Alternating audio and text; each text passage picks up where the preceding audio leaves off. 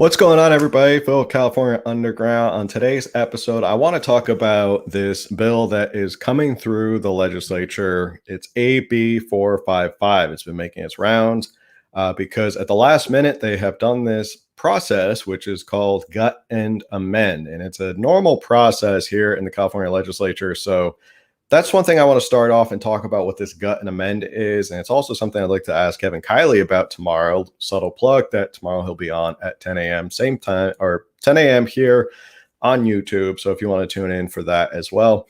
But I want to ask his feeling about this. So this is a process whereby at the last hour, really right before there's a vote, legislatures can come in and just kind of change an entire bill at the last minute right before, and it doesn't give people really a chance to look at it, and they have to vote on yes or no. So before we get to AB 455, I think it's important to discuss or learn more about what is gut and amend. So I found this helpful little YouTube video. Let's see, I want to make sure. I think this should work. I'm going to start playing it, and it's just a short little video from KQED News. It kind of gives you an idea of what's going on with what gut and amend is. So here we go.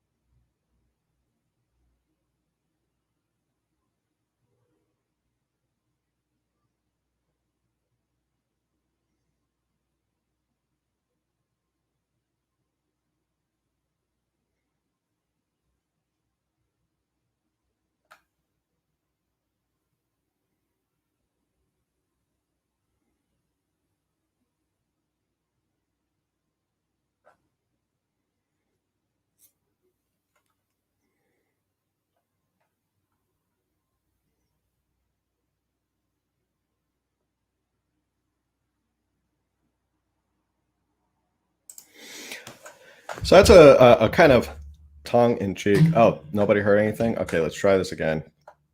I want to play this over again, so I want to make sure. I want to make sure you guys can hear this. Doing this on the fly here. I think I have to do this. Hold on one second. Everyone talk amongst yourselves. Trying to figure this out on the fly. Audio, stereo, automatically. I thought I had this already set up, so it's not this. Is it this? Is it this? Is it this? Anyway, you can hear me, just not the video. Okay, so share.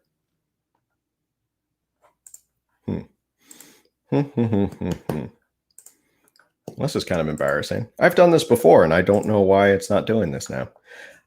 In the audio version, this will all be cut out and edited because this is crazy why I can't figure out why it's not doing anything. Green screen. No, I don't want that. I don't guess.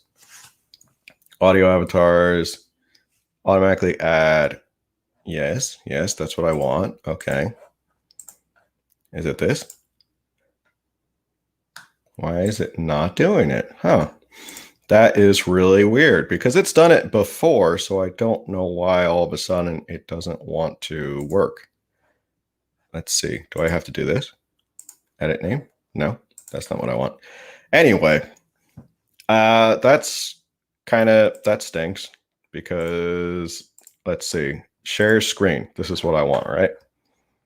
Anyway, so how's everyone doing today? Here we go. Got it.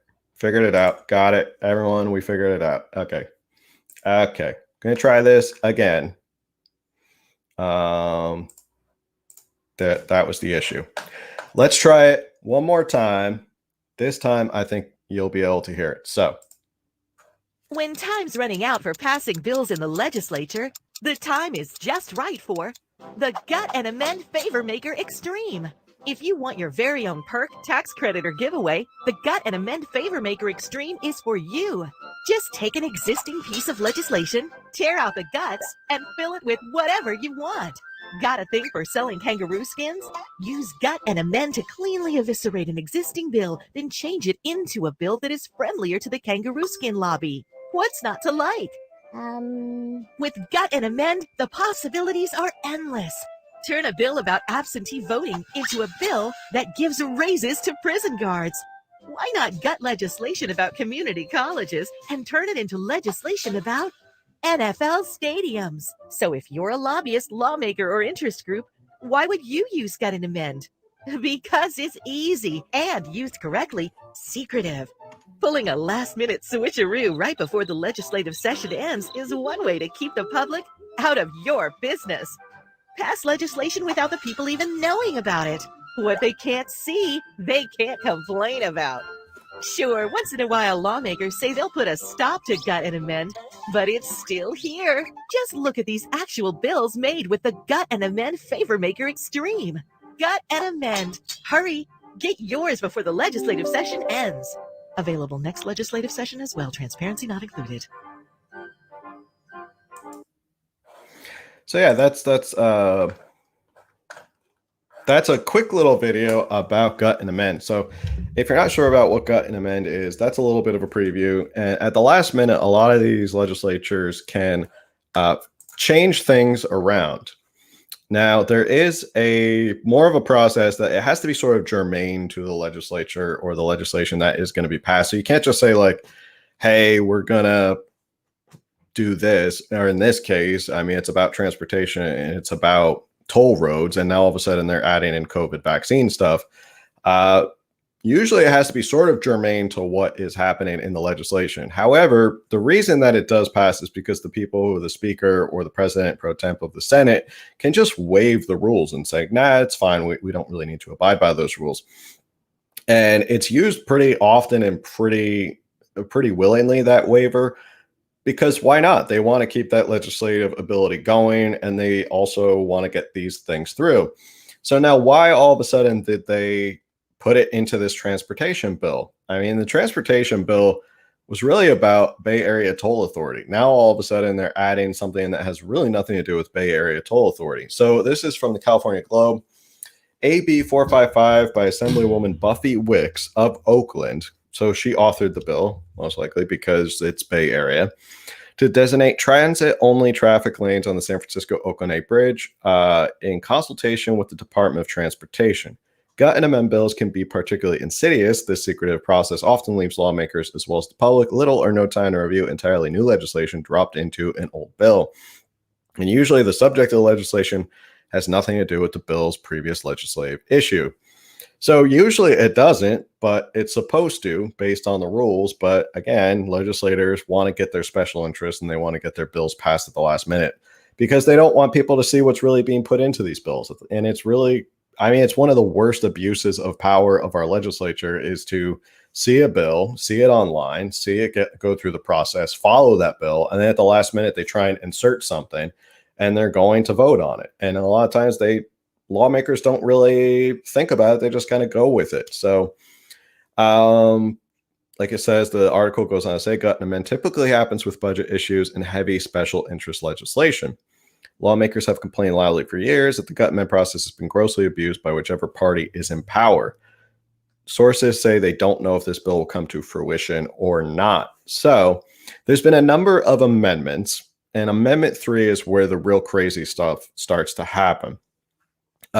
it will add section 52.8 to the civil code and add section 12940.4 to the government code and section 248.4 to the labor code, relating to the COVID-19 vaccination requirements and declaring the urgency thereof to take effect immediately.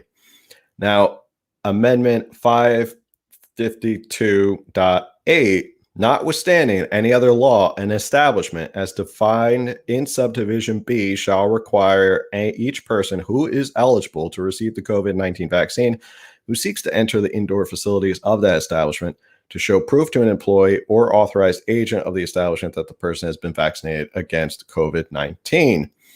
To the extent allowable under state and federal law, and any employment agreement not entered into after the effective date of this, an employee who refuses to comply with this section may be subject to termination.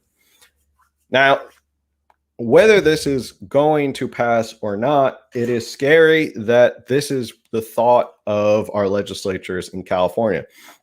If you've heard me before, you know darn well that I've been talking about how important the legislature is in California, more so than governor, more so than what the governor says or who's in power, whether it's Noodles or Elder or Kiley or Faulkner or whoever, because this is what the legislature is doing. The legislature is really sort of the beating heart of the rotten core that is the California bureaucracy.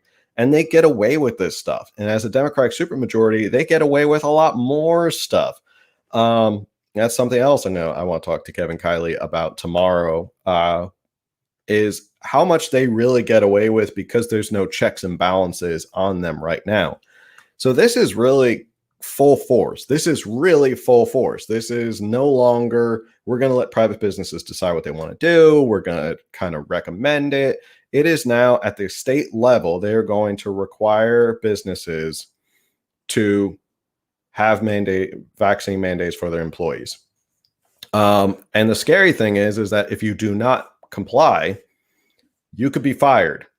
Now, the question is, and we talked about this last week with Ryan Carlson, would this be for good cause? Would you be fired for cause, or would this be like they're just letting you go? And that's something that I don't think they're really thinking about at this point. I mean, obviously, they're not thinking about a lot of things. They're just trying to ram this through at the last minute, at the 11th hour. But can you collect unemployment if you get fired because you did not comply with this law and this mandate? So let's see.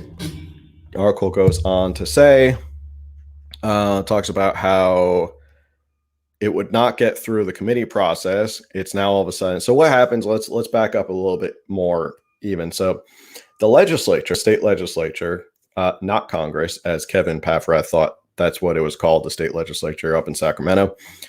What happens is that bills are introduced and they go to a committee based on whatever their area is, whether it's Veterans Affairs or environmentalism or finance or something like that. It has to go through a committee, and then the committee votes on it. And then if it goes through the committee process, then it goes up to whatever house or whatever chamber it's in. So now you have a bill that probably would have never made it out of committee is now on the floor to be voted on pretty soon by the legislature. And the gutted bill also says, according to the article, COVID vaccine supplemental paid sick leave shall be available to an employee if the employee is unable to work due to either of the following reasons. The employee is attending an appointment to receive a vaccine for protection. The employee is experiencing symptoms related to COVID-19 vaccine. Well, I mean, if you're experiencing symptoms and you're sick, that sounds normal. I mean, if you're genuinely sick, I don't see that's a big deal. An employee shall be entitled to the following number of hours of COVID-19 vaccine supplemental paid sick. An employee is entitled to 24 hours of COVID-19 vaccine supplemental paid sick leave, COVID-19 vaccine supplemental paid sick leave to which an employee is entitled. Pursuant to this section shall be in addition to paid sick leave, and any employee may determine how many hours of COVID vaccine supplemental paid sick leave to use, up to the total number of hours to which the employee is entitled pursuant to use. COVID-19 vaccine supplemental paid sick leave is available for immediate use by the employee. Each hour of COVID-19 supplemental paid sick leave may be compensated at the regular rate of pay to which the employee would be entitled if the employee had been scheduled to work those hours. And the quote at the bottom Basically, what the article says is that capital sources are saying that they like the idea of this bill, or business groups in Sacramento like the idea of this bill because it washes their hands of liability on COVID. That way, they don't really have to do it themselves. And then a capital source also said it's never good when big business and labor may be on the same side of things. And I could see why. I could probably see why there's going to be a lot of businesses and business groups that jump on board with this, because then they can just wash their hands of it. They can say, well, it's not really my responsibility. We don't have to figure out whether we want to do it on a case-by-case basis, whether our business does it or somebody else's business does it. Instead, they can just kind of wash their hands and say, hey, the state mandated this, so therefore it's not really our responsibility. Our hands are tied. We have to do this. So it kind of abdicates them of that ability, which in reality shouldn't be up to the state, and it should really be up to the individual business owners. And I think this is a scary precedent that the state is really starting to get involved in what companies and employers are mandating of their employees. So people are obviously going to ask, what do we do about this? Are we just going to sit here and talk about it and just complain about it? No, this is what we're going to do. So first off, you're going to go to your California State Assembly, and it's just really easily. It's assembly.ca.gov. So you're going to go there because it's AB. AB means Assembly Bill. And you're going to go to members. I think it's members. Or you can go, whoops, sorry. You can go down here. No, come back. I don't need to. Nope, don't want to see that. You can go down here, find your representative. Now, if you're not sure which, you should already know who your representatives are in state legislature. I know everybody knows who their senator and their congressman is, but I think in California, we need to start learning who our state legislatures are, or state legislators are. So you go in here, you put in your street address, your city, and your zip, and it will tell you who is your representative. I'm not going to put in mine, just because I don't want to dox myself. And then the same thing over here, you can go to California State Senate, which is senate.ca.gov. Okay, come on. Come on. There we go. I think my computer's a little angry that it's so hot out today. You ever have that problem when it gets hot out, your computer doesn't really want to work as much? And so here in the California State Senate, you go under senators and you go find my senator. Same exact thing. You're going to go here. You're going to go boom. You're going to find your senator and you're going to reach out to them. And you're going to reach out to them and you're going to let them know that you do not support this. And you have to let them know loud and clear is that you can't, and share this information, that you have to reach out and contact these folks. Because if enough people kind of push back on it, they may say, well, this is really kind of unpopular. Why are we doing this? And the fact that you can kind of point out, well, we figured out what you're doing and we're against gut and amend. We're against this gut and amend process. Therefore, what you're trying to do is take your voice or pass this law in the dead of the night, the last hour, trying to get it through. It has nothing to do with these toll roads up in the Bay Area. And you're trying to add all this stuff in that it creates an onerous burden on a lot of businesses, increasing sick leave, paid sick leave. There's a lot of issues with this. And of course, they're going to try and get this through in the dead of the night. Of course, they're going to try and get it through without people really figuring it out. But thankfully, there are people who are up on this stuff. In the California Globe, this article broke and everyone started to send it to me. And this was 8:31 p.m. This was published last night. So this was really a late night sort of process. And I think everybody's already woken up to it because I've gotten a bunch of messages of people talking about AB 455. And people need to push back. This isn't something you want to wait and be like, oh, I'll do it tomorrow. I'll do it. Just go out, reach out to your representative, reach out to your senator, and tell them that you do not support this, that you do not support gut and amend. Call them out. Call them out and say, I don't support gut and amend, because I know that's what you're doing. And they may pretend like this isn't what they're doing, but we all know this is exactly what they're doing. This is the process. This is the trick. This is the trick or the ace up their sleeve that they have when they want to pass something through that's really unpopular, that they don't really want people to know about. So this is really a call to action that you should be going there right now, even if hop off this video after it's over and go and contact your representative, because at the end of the day, this is scary. This is scary that this is what's happening, and they're trying to get this through. So there's some comments in here. What if your company's corporate office is outside California? I wonder if they can still mandate that. Oh, that's an interesting question. Why aren't these changes showing on the bill on the California GOV site? I looked it up too, and I didn't see it, but it may because it hasn't been submitted yet, because this broke late last night at 8:31, so it may have not updated. And let's see, the amendments, it looks like this page for the amendments is 8/24/21 at 9:07. So there's a lot of late night amendments that are happening right now that they're trying to get through. So it may not show right now, but we have evidence and we know what they're up to. So definitely reach out to your representatives. Think about it. Oakland also pushed through the UBI universal income. This is where California is going. No middle class. It'll be very uncomfortable. Must do this is what I mean. Yeah, and I think they're trying to push the emphasis on private industries to do this. I think they're putting the emphasis on employers to do this. They're pushing that because there's only so much I think they can legally do in terms of what the public sector can do and what the government can do. But now they're just trying to make other people. So it's kind of weird because both sides are trying to not take responsibility for what this is.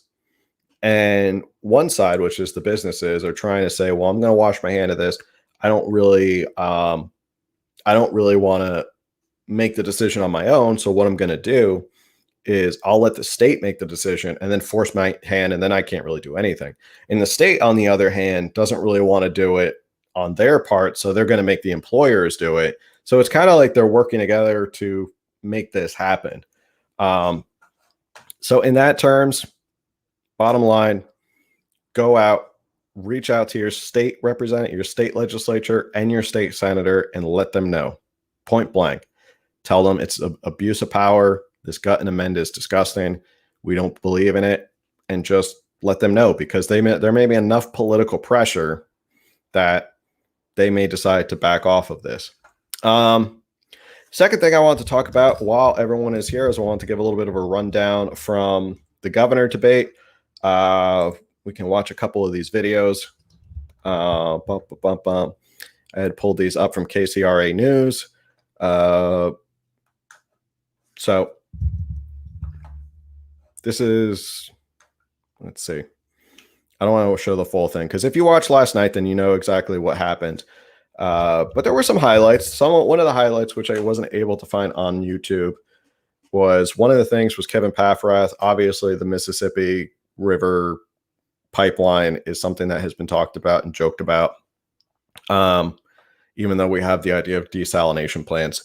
Also, him going after Kevin Faulconer and Kevin Faulconer kind of fighting back. So it was kind of a fight between the Kevins. John Cox stayed really kind of relatively in his lane as a business person. He didn't really change anything in terms of what his platform was, or what in terms of, how, I mean, a lot of this, if you've watched these debates before, nothing new really came out. I think a lot of the politicians outside of Kevin Paffrath, which is why I wanted to tune into this specific one and have the watch party, it's because they're all sort of the same exact campaign slogans, stump speeches, points that they're going to make. Obviously tell me in the comments who you thought won, who did the best out of all four of them, if you watched it. Kevin Paffrath was the most interesting because I want to hear what he was going to say, if he was going to, and I feel like he didn't touch upon any of his 20 points. And he detailed all of these 20 points. There's a previous video where we go through every single point, we talk about and discuss it. But he didn't really touch on anything. He didn't touch on future schools. He didn't touch upon his idea of an enormous tax cut for, what was it, 250,000 or something like that. He wanted to make like some really big tax cuts. There's some other things he wanted to talk about, like smart infrastructure. And I was surprised he didn't touch upon anything of his 20 points. And if you're a candidate, you really want to touch upon those points because that's your platform. Now, I've said before, 20 points, I think, is a little bit too much for one candidate to have. I think it's a little bit too much for anybody to really fathom. You want to kind of keep it simple. You want to keep like an umbrella policy. You want to keep that umbrella going of this is what my campaign's all about, and here's how I'm going to achieve it. So you have the umbrella, and then you have the pillars of that. And Kevin Paffrath is sort of just all over the place. And it was definitely evident last night when he's talking about a pipeline to the Mississippi River. So many questions about that, including has he talked to other states about that? Has he talked about running a pipeline? I mean, you can't run a high-speed rail through California because of land ownership issues. How are you going to run a pipeline from the Mississippi River to California? Now, assuming he actually meant the Colorado River and not the Mississippi River, maybe he misspoke. Maybe he meant the Colorado River and not the Mississippi River. But either way, you still have to get over land ownership issues. You still have to get over water rights issues. And I think I said this last night on the live.